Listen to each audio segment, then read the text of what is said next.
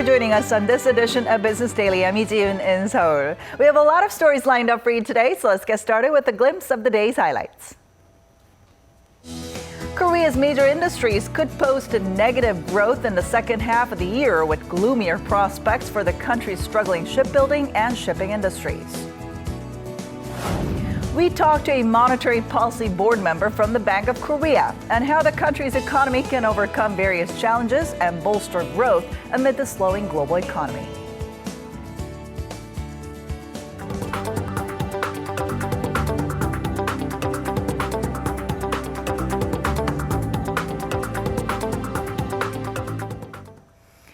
Korea's key industries are not expected to do so well in the second half of this year due to low oil prices and a slowdown in the global economy.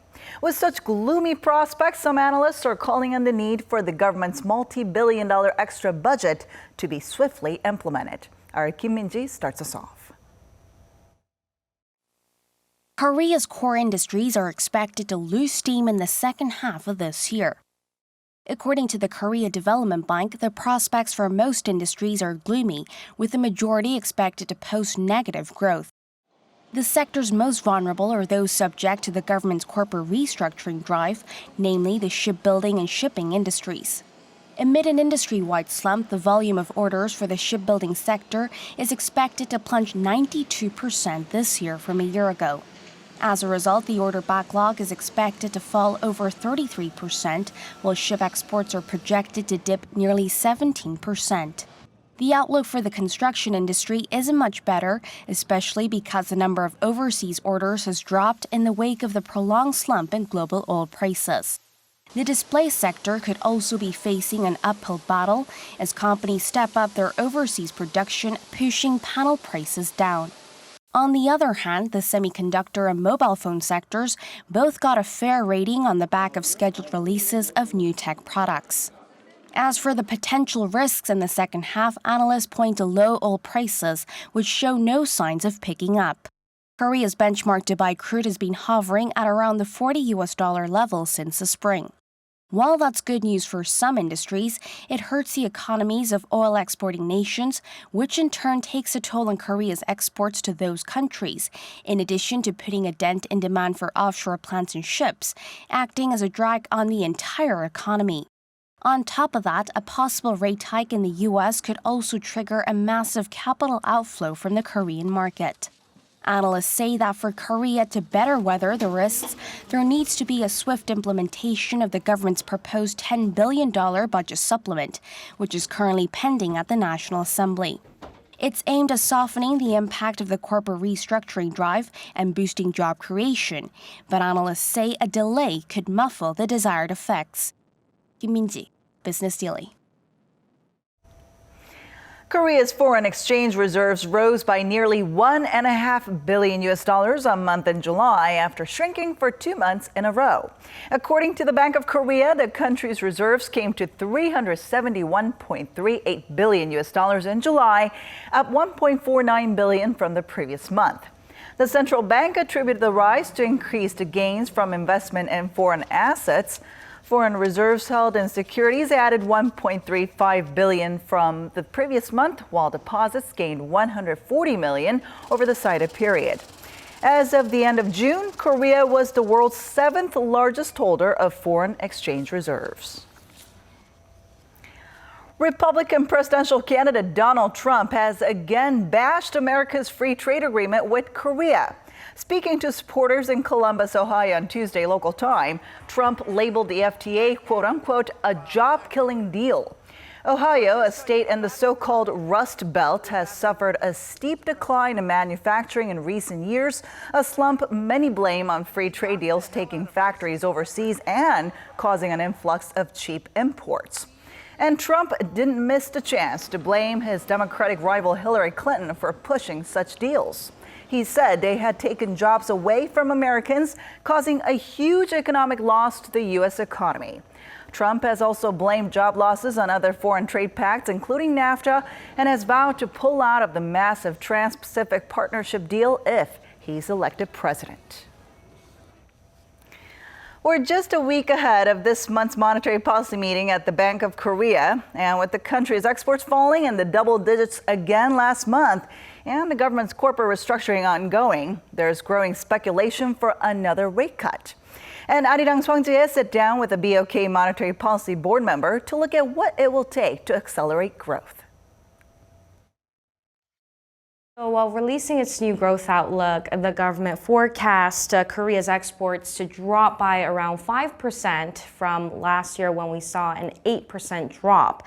Is Korea losing its industrial competitiveness, or is the downturn simply reflecting the slowing demand in China or other key markets? Let's get the facts straight first. Even though we have seen a sharp drop in our exports, in volume terms, the first quarter of this year compared to the first quarter of last year actually increased in volume terms. The global economy is bleak, there's no doubt about it, and we most likely will be experiencing slow economic growth for the next 5-10 years. Within this slowdown, our export performance is not as bad as some people might have thought, largely because our export is so much dependent on the unit value prices, which in turn is very dependent on oil prices. In terms of export competitiveness, we have been doing relatively well because one way of measuring it other than unit labor cost is to look at market share. And in terms of the export market share, we have been gaining about 1/3 of our products, losing in about 1/3 of our product, and the rest we were holding our grounds. I'm not saying that we were super, but given the circumstances that we have been heavily dependent on heavy industries, where competition has been most severe from China, from that context, we are doing okay. But the key challenge is, okay, how do we ensure, given the uncertainty in the external sector, that we strengthen the self-sustaining consumption cycle that we seems to have already put in place? And that's probably the challenge that we need to focus on. Exactly. To overcome that kind of challenge, do you think additional fiscal and monetary policies are necessary on top of the ones that the central bank and the government have introduced in June? We recently had a conference, BOK and Peterson Institute, and many speakers there sort of emphasize the fact that we are facing structural problems. However, in all situations, it's not purely structural. There are some cyclical factors as well. And therefore, they emphasized the need for macroeconomic policies to be supportive of the undergoing structural reforms. Yet again, they also emphasize that macroeconomic policies are not substitute for structural reforms, but complementary to structural reforms. And that's exactly what we are aiming at. Despite the need for strong structural reforms, if the cyclicality strengthens too much and drags down the economy, then the global economy may actually fall into recession. So that we need to avoid. But stimulus measures have come under fire for not having the intended effect, rather contributing to higher debt levels. Critics say 2 rate cuts and an aggressive extra budget last year actually resulted in wealth polarization. What's your take on this? Actually, this argument is a valid one. And this argument was taken up by the G20, was heavily discussed. And that's why they focused on the structural reforms, particularly that were introduced in 2014. That said, if I may return to my earlier argument, fiscal policies, macro policies are complement to structural reforms. The country at the same time faces longer-term issues like aging population that is a serious danger to the country's growth potential. What should the country do to raise its growth potential? One is rebalancing. We have been an export-dependent economy, and that has to change at some point. And the second one is to create an economy, and that's essentially creating value that needs to solicit demand as well as supply. It's rather a little bit difficult concept, But what that essentially means in simple language is that we need to come up with products that did not exist before. And that's the way you create both supply and demand at the same time. Because that then will have direct impact on job creation and recreate the virtuous cycle. Otherwise, you cannot create additional jobs. Because within the given existing products, we already have technology that we can produce them all for everyone cheaper without employing everyone. Then you have too high natural rate of unemployment.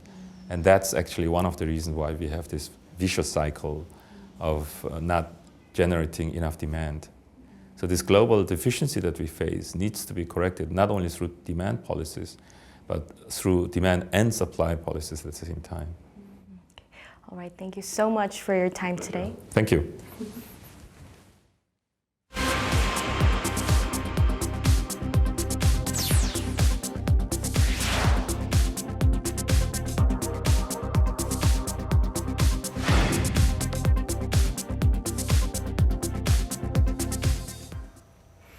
Korean tech giant Samsung Electronics has unveiled the Galaxy Note 7 in New York with hopes that its new device will keep the company's momentum in premium smartphone sales. Our Eunice Kim has the details. Samsung believes its latest smart device will set a new bar in the ever-competitive industry. In New York Tuesday, Samsung Electronics unveiled its Galaxy Note 7 phablet, short for phone plus tablet. The head of Samsung's mobile division says the Note 7 is the market's most intelligent smartphone. Privacy and security is a growing concern. So, we are introducing iris scanning to protect your information. Samsung says iris scanning allows the user to unlock their phone and even engage in mobile banking without the hassle of user verification, just by looking into their phone for 1 second. Iris scanner as a future thing in the movies, but now you can do it, and I think that is amazing. The fingerprint now, I use it all the time, but the enhanced security is always great to have. A couple of other key features are a foreign language translating function and enhanced water resistance. Users will be able to use the Note 7 underwater for up to half an hour. And the stylus, now synonymous with Galaxy Note series, is also water resistant and dust resistant as well. The Note 7 launch comes ahead of the next iPhone launch, expected in the fall, and just days after Samsung Electronics posted its biggest quarterly profits in more than 2 years, retaining its title as the world's top phone maker. Eunice Kim, Business Daily. Samsung and LG Electronics combined share of the North American smartphone market hit a record high of 49% in the second quarter of this year. According to market researcher Strategy Analytics, Samsung ranked first with a market share of 32.7%, up 5 percentage points on quarter. Now, Apple's share fell to 24.5%, sharply down from more than 32% in the previous quarter.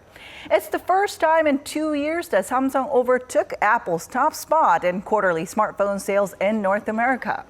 Meanwhile, LG Electronics came in third with more than 16%. American burger joint Shake Shack recently opened here in Seoul with over 1,000 people waiting in line for as long as 3 hours on the opening day to get their hands on that famed burger. And the chain's debut in Korea is expected to stir up some competition in the premium burger market, but some say it's still too early to tell. Our Lee Ju-young has more.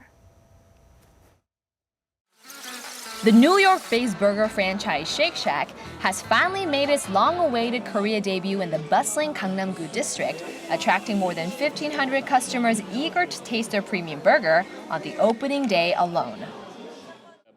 Other hamburgers can be pretty dry, but this is really juicy and full of flavor.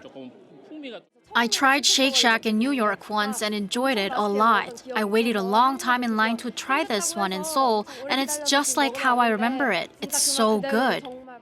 Ordering a Shake Shack burger, French fries, and milkshake can cost a customer about $15, roughly 3 times the price of other burger joints in Korea. Despite this, the Korean licensee SPC Group says the much-hyped franchise sold more than 10,000 burgers in just 3 days and expects to hit sales of up to $176 million by 2025. McDonald's launch of its premium signature burger has also been well received by consumers. Ranging upwards of $6 to $8, it's slightly pricier than other burgers, but the world's largest fast food chain says it plans to expand the number of stores that serve these individually tailored meals. I added a fried egg, and the fact that I can customize my own burger makes it feel healthier. This kind of success within the local market comes as a surprise to many, as existing brands have been struggling to stay profitable. Krase Burger, which once had almost 100 stores nationwide, had downsized to 36 as of 2014, while Moss Burger, a Japanese restaurant chain, failed to reach its goal of opening 50 stores, stopping at 8. Market watchers say although growth in the premium burger market is expected down the line, it would still be too early to guarantee sustained success. Lee Ju-young, Business Daily.